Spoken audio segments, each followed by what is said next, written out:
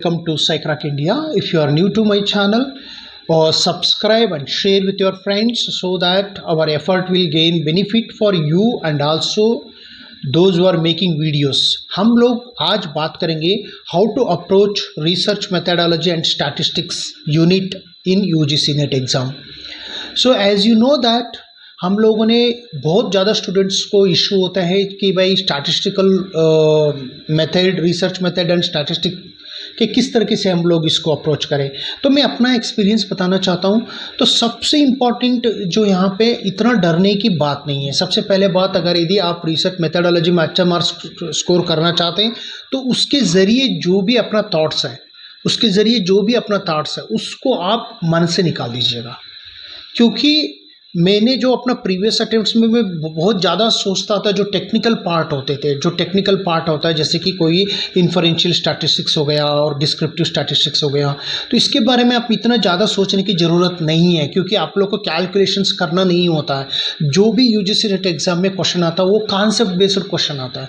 For example, if you want to know what is the characteristic of T test, तो उसमें parametric और non parametric में कौन सा टेस्ट लगता है, तो इसका टी टेस्ट हम लोग यदि हम लोग पैरामीट्रिक में लगाते हैं तो कौन सा टेस्ट लगाते हैं, तो नॉन पैरामीट्रिक में लगाते हैं तो कौन सा टेस्ट लगाते हैं, या कोई भी टेस्ट आप लगाना है, जैसे कि आपको कोरिलेशंस करना है तो किस सिचुएशन में कोरिलेशन को लगाया जाता है, तो क्वेश्चंस उसके ऊपर रहता है। अनोवा तो कौन सा क्वेश्चन में 1 वे अनोवा डाल रहे हैं कि 2 वे अनोवा डालना है, तो सिर्फ उन्होंने कौन सा सैम्पल बेस में मेथडोलॉजी में कौन सा टेस्ट हम लोग को अप्लाई करना होता है।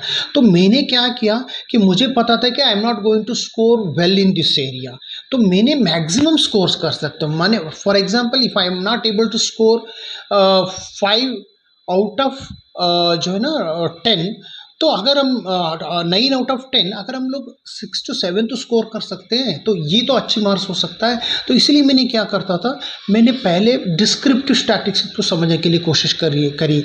मीन, मीडियन, मोड क्या होती है, मीन का मतलब क्या होता है, मीडियन का मतलब क्या होता है, मोड का मतलब क्या होता है, इसको बोलते हैं हम सेंट्रल टेंडेंसी। तो पहले तो इसको बेसिक जितना समझ लगे उतना अच्छा आंसर करोगे, क्योंकि most of the questions based और deep rooted in our basic understanding.